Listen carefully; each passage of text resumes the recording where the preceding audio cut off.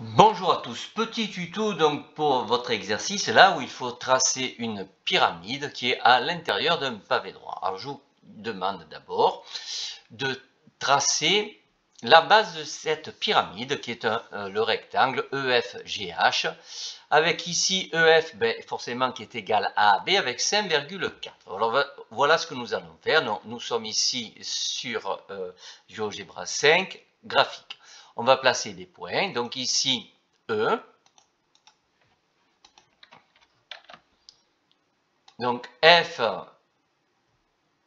donc on a dit, je vais peut-être plutôt prendre F, je pense que vous allez donc renommer, mieux comprendre si celui-là c'est F, comme ça je vais le faire exactement comme sur votre exercice là.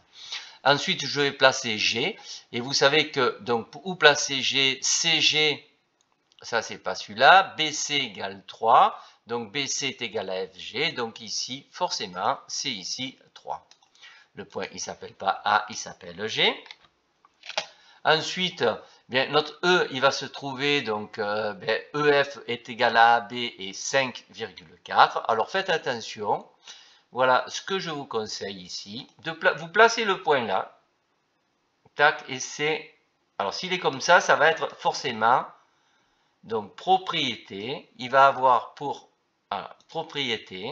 On affiche les propriétés. Valeur, donc, x égale 0. Et l'ordonnée, ça va être moins 5,4. C'est pas le point A, c'est le point E.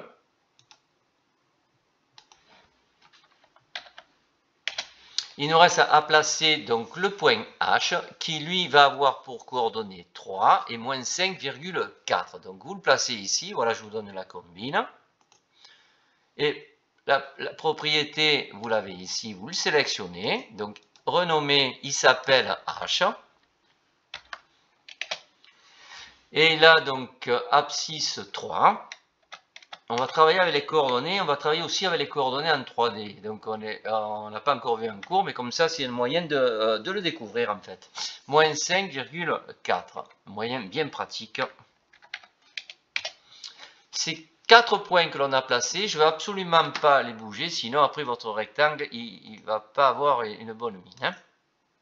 Donc les 4 points, on les sélectionne, propriété, et vous allez mettre objet fixe. Ok? Voilà, vous pouvez maintenant tracer le rectangle de base.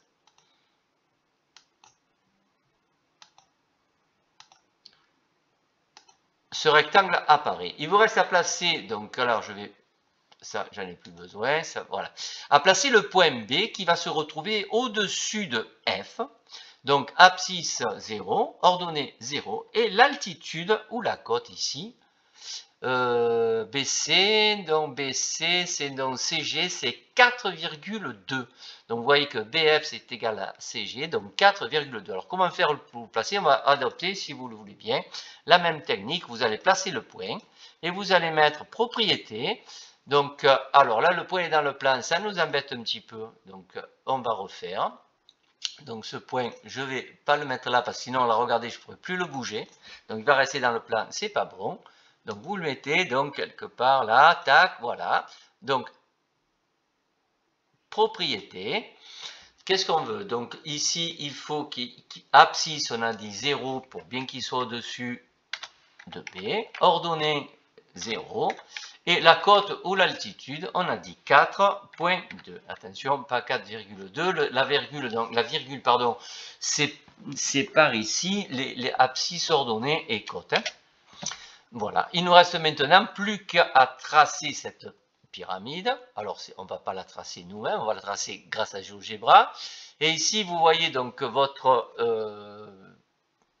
outil qui s'appelle pyramide pour créer un polygone de base, puis ensuite on va aller au sommet. Donc le sommet, il s'appelle pas A, il s'appelle renommé, je vais le renommer comme ça c'est exactement pareil, il s'appelle B, ok? Et maintenant, on va donc sélectionner pyramide, vous sélectionnez le rectangle de base et vous allez jusqu'au sommet, alors ça coince un peu, B. Eh bien, voilà, nous y sommes. Maintenant, il nous reste, si vous... Alors, voilà, ce que je peux vous montrer, c'est que vous allez chercher ici, dans la famille des pyramides, là, vous allez chercher l'outil patron que vous trouvez au-dessous, et il vous suffira de cliquer sur la pyramide pour obtenir le patron. Alors sur la 2D, donc c'est pratique parce que c'est amusant. Le patron, ça vous explique bien si vous déplacez, alors pas ça, c'est lui qu'il faut déplacer, voilà. Donc vous voyez que le patron, tac, il se referme, vous comprenez bien comment ça marche, ok? Bien. Alors ensuite, qu'est-ce que je pourrais vous montrer? Bien, on pourrait s'amuser à tracer, donc on revient à la 3D, pardon, pas à la 4D, à la 5G, donc on n'y en est pas encore. Donc vous allez maintenant extrusion de prisme où on va tracer le pavé droit. Alors pour tracer le pavé droit, voilà ce que je vous conseille. Affichage, vous allez mettre